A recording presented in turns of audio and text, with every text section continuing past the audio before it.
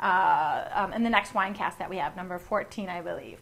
So, so if you look at these two labels side by side, does anyone want to take a guess? Okay, are they the same wine but sold in different countries? Okay, nope, they're the same wine. Well, you know what, Douglas, you actually have an interesting point. So you're saying it's the same wine producer, but perhaps a different label for depending on the country that it's sold in. That could actually be partly true, definitely. In Dominus Vaniac, you hit the nail on the head. One accentuates the region, the other the varietal, right? And the one I've got, which is definitely in America, because I'm in America, is the one on the right, which accentuates the varietal. And so what you are starting to see is that some French winemakers are starting to not only put the grape on, but put it bigger. And I should mention that this is a very new idea for our AOCs, our Appellation d'Origine Contrôlée, because by law, it wasn't allowed in most regions to put a grape on your label. So it was only in 2007 that we could start seeing grapes on the labels. And so even in that short period of time, I believe the one on the left is actually an older label. It started out, oh, we can put Pinot Noir. Let's just put, let's put it on. And then they realized, wait a minute, Americans love Pinot Noir. Let's put it bigger. And I think the one on the right is actually the current one, which has evolved over time as this particular company in Burgundy, a winery in Burgundy, has said, you know what, we want to accentuate the Burgundy, the varietal, as Dominus Vaniac you mentioned.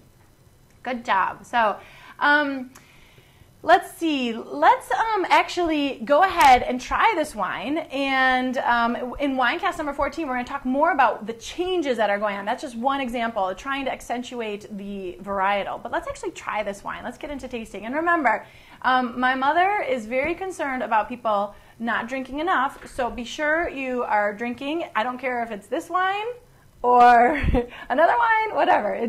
You're just one of the, it's Wednesday night. It's hump night. It's like, you need a glass or two to get over to the other side of the week. So take a look at the color, right? We always start with the color. It's red, right? Real easy. You guys are, that's not too difficult.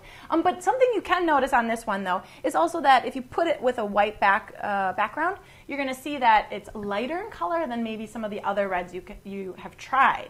And what's going on here is it's Pinot Noir. Pinot Noir is known for having thin skins, and as a result, the color is lighter. In previous WineCAST, we talk about how we get all the color from our skins, and so if the skins are thinner, we get a lighter color, okay? Let's go ahead and check out the nose, and that brings us to Wine IQ number 2. What do you guys smell? Really get your nose in there, give it a good smell. And remember, if you get lost at this point when we're talking about the tasting part of this WineCAST, go back and check out WineCAST number 7. We really went through the wine newbie approach to tasting wine, and that'll definitely get you up to speed for the next WineCAST that we do. Now, while you're letting me know what you guys smell, I want to note one more thing, and that is, we haven't identified one thing left on this label. So we identified Bourgogne. And then under that is Appellation Bourgogne Contrôlée. We know what that is. That's the region, the controlled region. Then Pinot Noir. And then at the bottom, we finally get the winery, the producer, which is Louis Jadot, which is interesting. I like to point this out, A, so you know who the producer is, but B, it's one of the smallest fonts on the label.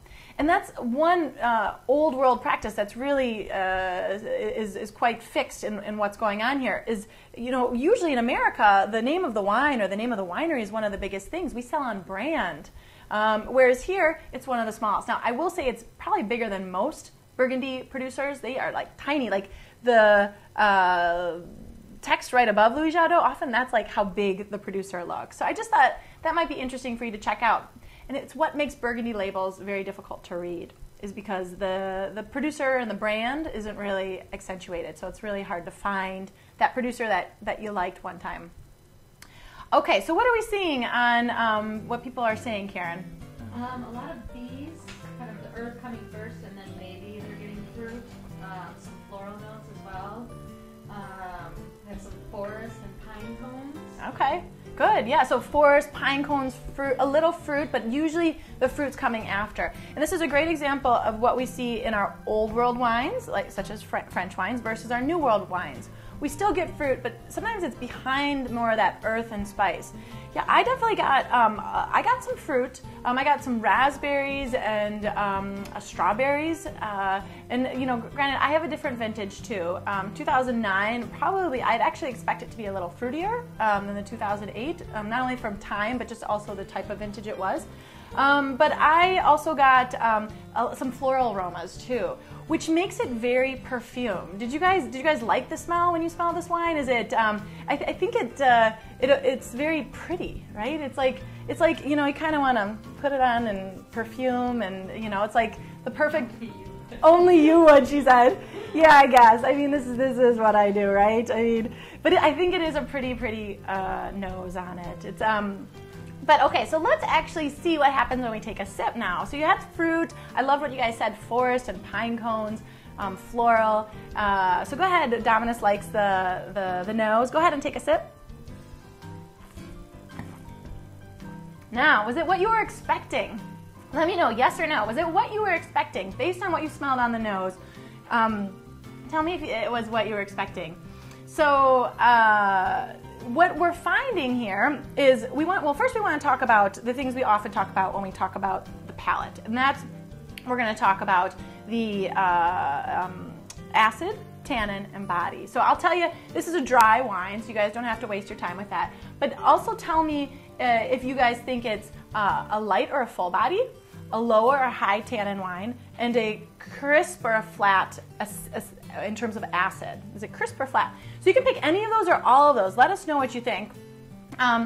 Someone mentioned I'm getting more fruit over time after the wine has opened up a little. So yeah.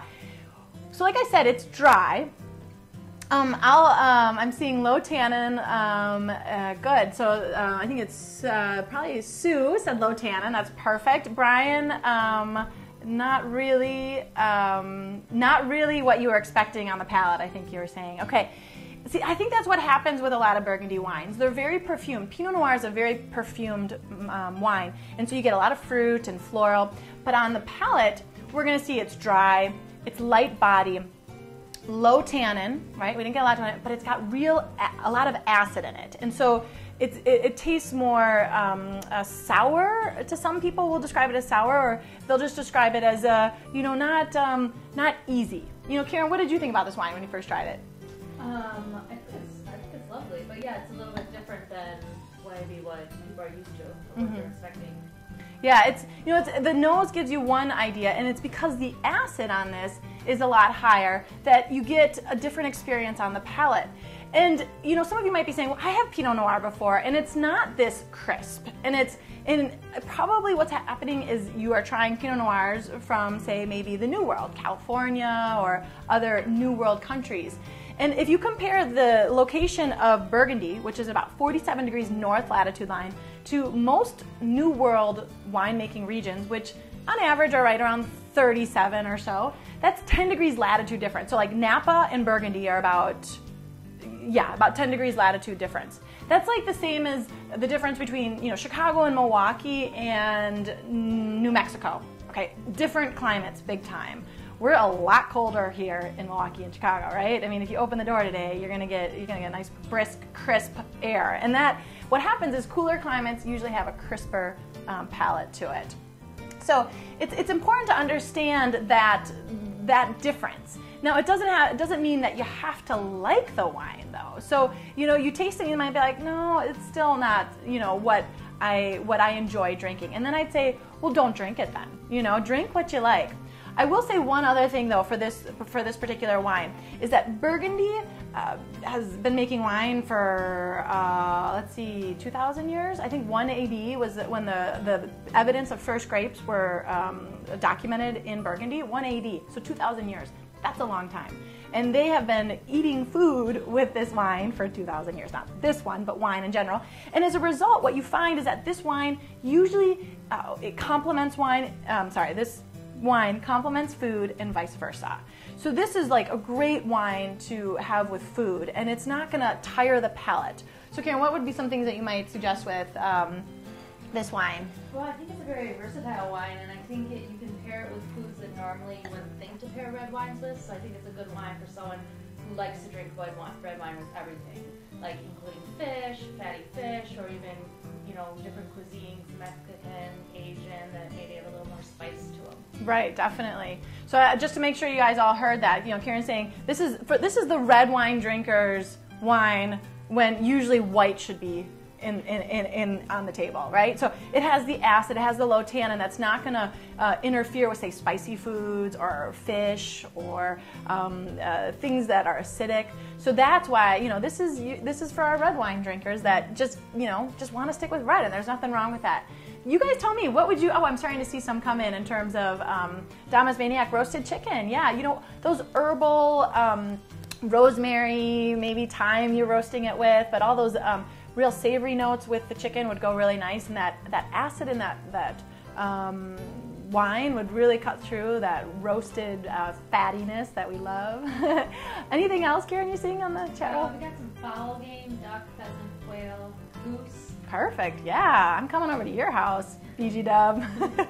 Fowl game and duck, pheasant, quail, definitely. You know, some of them are fatty, and some are actually quite lean of those. So, you know, what you've got is that acid again being able to cut through, and then the tannin. You don't need the tannin on those. They when they're lean like that, you don't need the tannin. Great job. Okay. We're getting to the end here, guys. I, of course, always want to know what you guys think of the wine, so let me know what you think. While you're doing that, also feel free to tell me more wine pairings. We're running out of time, so I'm going to tell you, I have 2 parts to French labels, reading French labels, and we're talking about it in about 5 minutes from now, and I'm really going to get you. I'm really going to confuse you, because it's crazy what's going on over there. So this was just the tip of the iceberg on what we're seeing in terms of reading French labels. Next week, like I said, we're going to be going over to Germany and reading some Germany label. Germany?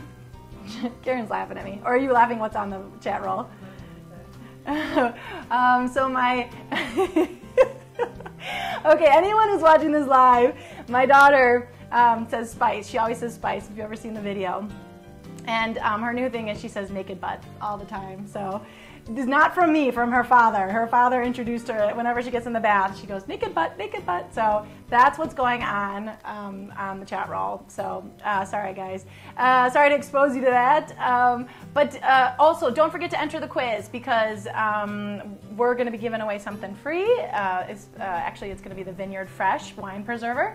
And great way to know when I release it is sign up for the Facebook and Twitter feeds, because I put it up there, and it's actually the first person who gets the highest score is gonna get their Vineyard Fresh can for the holidays.